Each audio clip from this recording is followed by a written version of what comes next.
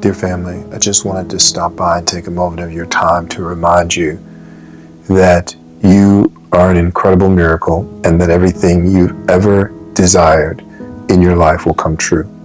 Every dream you've ever imagined is placed there by your Creator God. There is nothing that you can imagine that you want and wish for your life that He cannot achieve for you, and that He will not achieve for you if you only believe.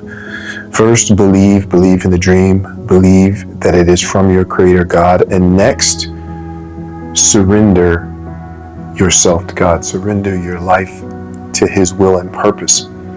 Because in doing so, you open up your conscious mind, you open up your conscious heart, you open up your will and desire for life, for Him to be able to work through. And He will guide you.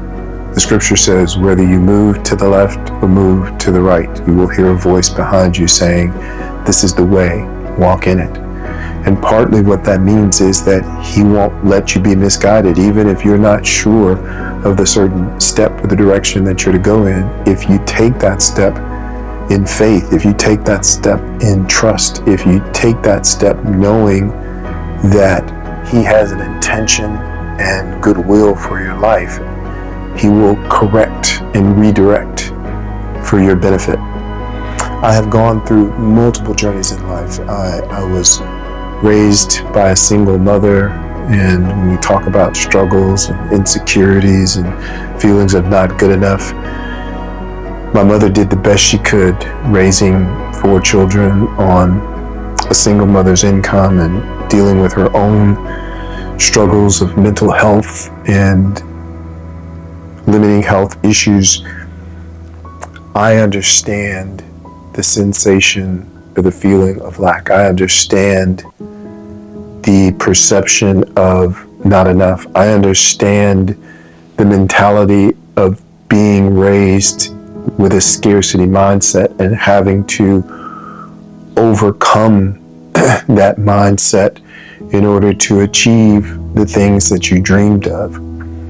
At 15 years of age, I dreamed of becoming a physician. I had no clear path to get into college. There was no money coming from home to go to undergrad. But because of my desire, my will, and my belief that it would already happen, that it was just within my heart's desire for it to come into existence, I did get to undergrad. I did successfully go through college with honors. I did get to med school. I did complete medical school. I did get into the residency of my choice. I did complete that residency and even become a chief resident. Despite all of the issues, attacks, the wounds, the scars, the trepidations, the trials, the tribulations, the things that fought to keep the dream away, it came true. All of the things that I desired and wished for came to fruition. But then came the next trial. And that trial is the biggest trial that many of us, as you get into your 30s or middle age in life, you will come to a point where you question whether or not you can hold it all together. You question whether or not all the good things that have happened to you are intended for you to be able to sustain, whether you can maintain them. And that's where the wounded mindset, the scarcity mindset, the am I good enough mindset creeps in and begins to sabotage your blessing. It begins to attempt to erode your belief system about who you are and what you deserve and how much good is meant to you. And if you don't understand it, if you don't see it soon enough, it will seek out to collapse everything you've ever achieved. And that collapse did happen for me. Everything I achieved, everything I attained, everything I desired came to be, came to existence. And over the course of time, partly because of my own limiting beliefs and my own scarcity mindset, I internally sabotaged it all. Everything collapsed. The career, the finances, the marriage, the home. I had to start all over again.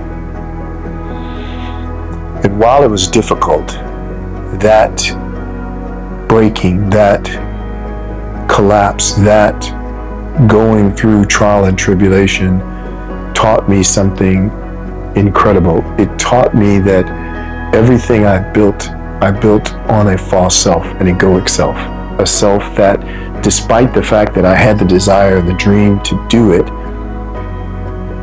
I had put together an egoic survival self that I was using to override even my spiritual self. I knew that I had the gifts and the abilities to sustain this from a deep level, that God had placed this dream in my heart to achieve and that He was going to get me through it. But I had allowed the egoic self to take over and move forward and create this false narrative, both in my mind and in my soul and spirit, that was not sustainable. And so that I had to go through this reckoning, this correction. I had to go through this collapse, this revival, this renewal, to come out on the other end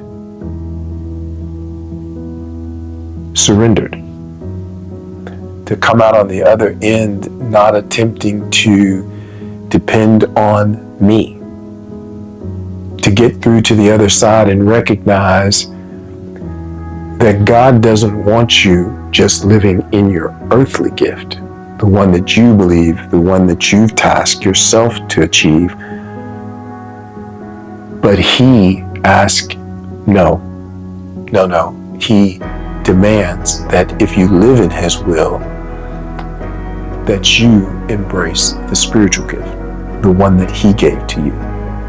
And through the course of my life, I've come to realize that in life you can live out an earthly gift and it'd be good. It would be close to possibly what you're supposed to live out in the spiritual gift. But if you don't surrender on God's dependence to bring that gift to pass, then you've built it on shaky ground. That's when your house is built on sand. That's when the waters and the waves can come by and just wash everything you thought you had put together away. So after more than half a century on this earth, let me come and tell you, God does have a plan for your life. He is going to bring it to pass. But the most important thing that you need to learn as early as possible in life is that you need to surrender that gift to God. You need to surrender the egoic version of that gift to God so that you don't push through simply for the earthly version and get to the top of the mountain and realize that everything you put together was not exactly the thing God had planned for your life.